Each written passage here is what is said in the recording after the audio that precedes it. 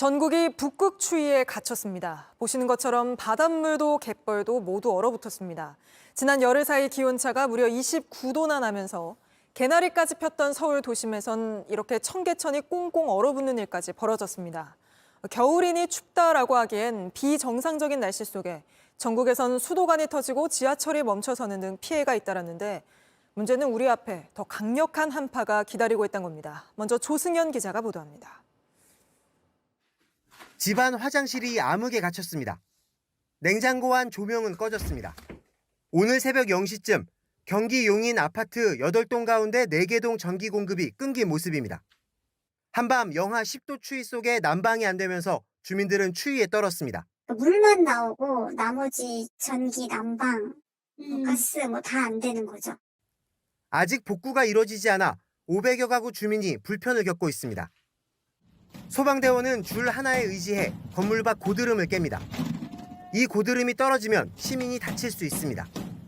강풍과 한파에 전국 곳곳에선 결빙 신고와 고드름 제거 요청이 이어졌습니다. 한동안 이른 꽃이 폈던 제주도 며칠 사이 날씨가 급변했습니다. 폭설에 파묻힌 한라산 국립공원은 아예 길이 막혔습니다. 강원 철원구는 아침 기온이 영하 21.2도까지 떨어졌고 경기 북부와 강원 내륙엔 한파 경보가 발령됐습니다. 50m 높이의 폭포도 추위에 얼어붙기 시작하면서 거대한 빙벽으로 바뀌기 시작했습니다. 얼음판이 된 계곡물은 올라가서 뛰어도 깨지지 않습니다. 시골집 마당 수도는 아예 못 쓰게 됐고 너무 추워갖고 며칠 전부터 엄청 추웠잖아요. 그래가지고 이게 이제 여기까지 오른 거죠. 그러면 이제 봄에 났어요. 도심 거리의 사람도 눈에 띄게 줄었습니다.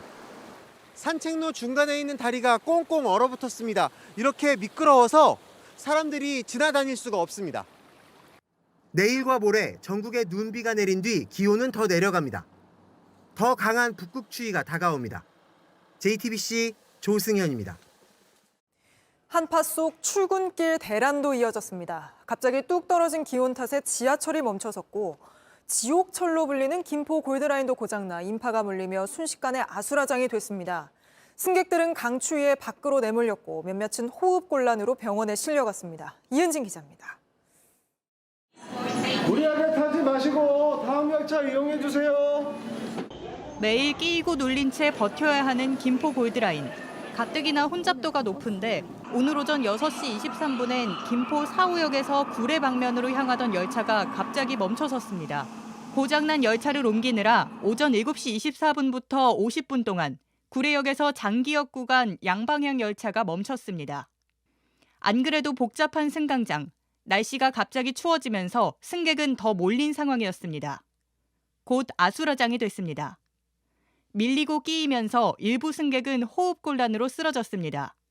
2명이에요, 2분. 한 분은 이제 경미한 호흡곤란, 한 분은 순발저림 어지러움입니다. 출근이 늦어지자 대신 버스나 택시를 잡아야 했습니다. 바람막이가 있는 게 아닌 상태니까 많이 춥고 특히나 버스도 30분 넘게 기다렸거든요. 급히 버스 10대를 추가 투입했지만 역부족이었습니다. 사람이 너무 밀려서 못 타고 막 이런 게 많았을 거예요. 한파 속에 경기 용인 기흥역에서도 경전철 열차가 고장났습니다. 추워도 한파가 왔잖아요. 이상이 발생돼가지고 신호 시스템이 장애를 일으킨 거예요. 역과 역 사이에 멈춘 열차 안에서 시민들은 1시간 동안 불안에 떨었습니다. 역사는 그동안 문을 닫았습니다. 언제 올지 모르는 열차를 기다릴 수는 없잖아요. 추우니까. 내년부터 이해하시라. 서울 금천구청역에서도 추위 때문에 열차가 고장나 지하철 1호선 운행이 5분에서 10분씩 늦어졌습니다. JTBC 이은진입니다. 체감 온도로 하면 오늘이 열흘 전보다 무려 35도나 더 추웠습니다. 그런데 문제는 곧 이것보다 더 강력한 북극 한파가 찾아온다는 건데 언제 얼마나 더 추워진다는 건지 또 왜 그런 건지 이혜원 기자가 짚어드리겠습니다. 지난 8일 서울은 낮에 16.8도까지 올랐습니다. 반팔 차림에 아이스 커피를 마시는 시민들, 도심에서 개나리가 핀 모습을 볼 수 있었습니다. 오늘은 아침에 영하 12도 아래로 떨어지며 열흘 새 29도나 차이가 났습니다. 바람까지 불어 체감온도 차이는 무려 34.7도나 됐습니다. 서울의 12월 기온자료 10년치를 확인해 보니 올해 가장 기온차가 컸습니다. 이번 추위는 지구온난화 탓에 북극이 더워지면서 이곳에 있던 찬 공기를 막고 있던 이른바 뚝이 무너졌고 이 공기가 좌측의 우랄 산맥에도 가로막혀 동서 방향으로 흐르지 못해 한반도로 쭉 내려오게 된 거란 분석입니다. 마치 고속도로가 뚫리게 된 셈인데 이 때문에 지난 주말부터 매우 추웠던 겁니다. 이맘때 평년 기온 분포와 비교해보니 올해는 이렇게 기온이 들쑥날쑥합니다. 내일은 오늘보다는 최저기온이 3에서 4도가량 살짝 오르긴 합니다. 내일 퇴근 시간인 저녁엔 수도권, 강원, 충청권에 눈이 예보돼 있습니다. 서울엔 최대 3cm, 경기 남서부엔 최대 5cm, 충남 서해안, 전북 서부엔 최대 7cm 정도인데요. 문제는 영하권의 기온이라 내리는 눈이 즉시 얼어버릴 가능성이 커 빙판길 사고 꼭 조심하셔야 합니다. 목요일부터는 더 강력한 북극 한파가 찾아옵니다. 서울은 최저기온이 영하 14도, 체감온도는 영하 19도로 지난 주말보다 최대 4도는 더 낮겠습니다. 기온이 갑자기 확 떨어질 때 내리는 한파특보가 전국에 발효될 걸로 전망됩니다. 크리스마스가 있는 이번 주 주말까지는 계속 춥고 다음 주 초부터는 평년 기온으로 회복하겠습니다. JTBC 이혜원입니다.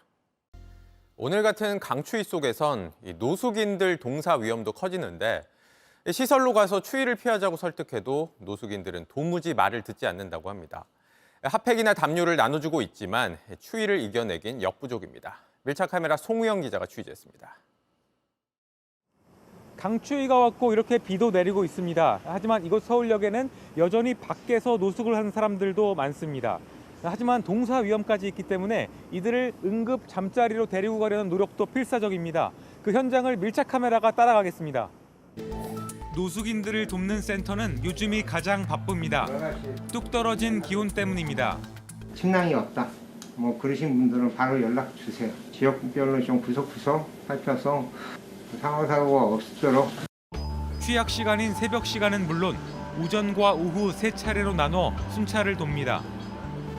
노숙인들을 만날 때마다 핫팩과 구호 물품들을 나누며 안부를 묻습니다. 잠깐 여기 춥죠.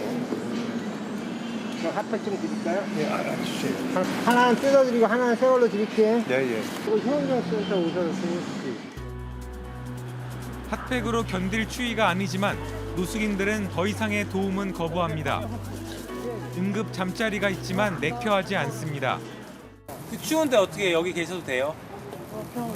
네, 여기 있다가 또 저 들어가서 잠자니까 여기는 추워서 못 있겠어요. 그렇죠. 그 시설 안에서 주무시는 건 더 따뜻할 것 같은데. 이거 단체 시설으로 못 가고. 아예 노숙인들만 모여 있는 곳도 있습니다. 텐트와 침낭은 있지만 추위를 막기엔 부족합니다. 침낭 필요하실 것 같아서 가져왔어요. 요즘 괜찮으세요? 아프신 데는 없으시고요. 시설에는 깨끗한 옷에 목욕탕도 있습니다. 하지만 스스로 시설을 거부합니다. 그 단체 생활하기 힘들잖아. 이럴 때만이라도 좀 들어가 계시는 게 좋을 것 같기도 해서. 다 지내봤어, 괜찮아. 한 3년 지내봤으니까 괜찮아. 작년에도 추웠잖아. 막무가내로 시설 입소를 강제할 수도 없습니다. 정신적인 어떤 질병이라든지 아니면 마음의 상처라든지 여러 가지 어려움 때문에 다른 사람들에 대해서 두려움 같은 게 좀 있으신 분들은 아무래도 좀 거부하시는 경향들이 좀 있습니다. 노숙을 막을 순 없지만 지자체와 시설 입장에서는 동사를 방지하는 게 우선이라 이런 줄다리기는 매년 반복되고 있습니다. 어쨌든 저희 입장에서는 저분들이 겨울철에 위험 상황이 없는지 체크를 계속 해야 하는 상황이니까. 좀처럼 줄어들지 않는 노숙인들을 보면서 우리가 제공하는 응급 잠자리와 핫팩만으로 충분한지 다시 한번 생각하게 되는 겨울입니다. 밀착 카메라 송우영입니다.